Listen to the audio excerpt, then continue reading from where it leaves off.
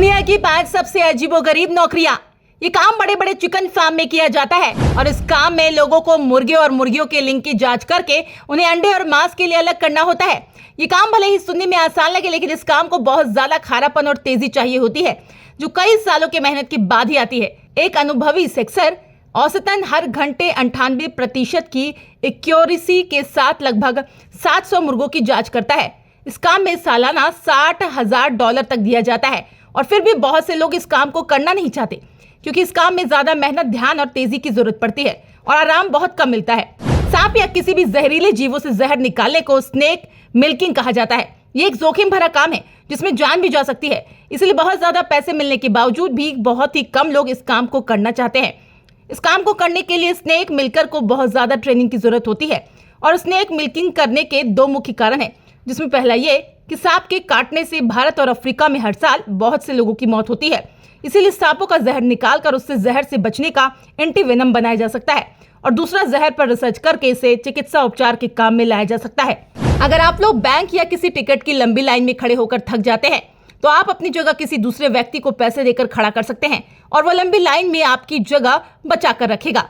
इस तरह के लोगों को लाइन स्टैंडर्ड्स कहा जाता है। ये या तो प्रोफेशनल लोग होते हैं जो कुछ ट्रेनिंग के बाद लाइन स्टैंडर्ड का काम करते हैं, या तो कोई गरीब व्यक्ति होते हैं जो पैसों के लिए दूसरों की जगह लाइन में खड़ा होता है। विदेशों में तो लाइन स्टैंडिंग जॉब काफी प्रसिद्ध है, लेकिन भारत में भी नोटबंदी के समय बहुत से गरीब लोग पैसों के लिए अमीर लोगों के बदले लाइन में खड़े थे।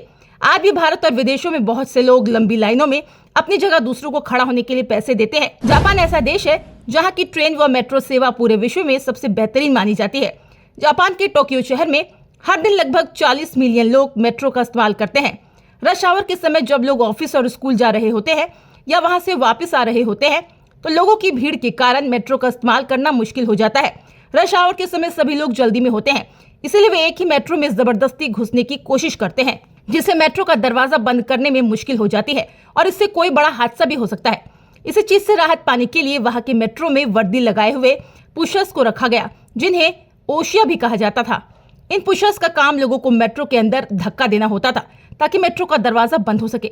जापान के बाद चीन, मैड्रिड और न्यूयॉर्क जैसे देशों ने अपने ज्यादा भीड़ वाले मेट्रो स्टेशन पर पुशर्स को रखना शुरू किया। इंसानों की तरह ही जानवरों को भी स्वादिष्ट खाना पसंद होता है, लेकिन वे इसे बोल नहीं पाते और पालतू जानवरों के मालिक चाहते हैं उनके पाले हुए कुत्ते या बिल्ली का खाना स्वादिष्ट होने के साथ ही स्वस्थ भी हो। इसीलिए पेट फूड टेस्टर का यही काम होता है। इस काम को करने वाले लोग कुत्ते, बिल्ली जैसे अलग अलग जानवरों पर अच्छे से रिसर्च करते हैं और कंपनी में जब खाना बनाया जाता है तो उन्हें चबाकर पता लगाते हैं कि खाने का स्वाद कैसा है, ये जिस जानवर के लिए बनाया जाता है उसे पसंद आएगा या नहीं, ये खाना जानवर के लिए कितना स्वस्थ है और खाने में किस चीज की कमी रह गई है।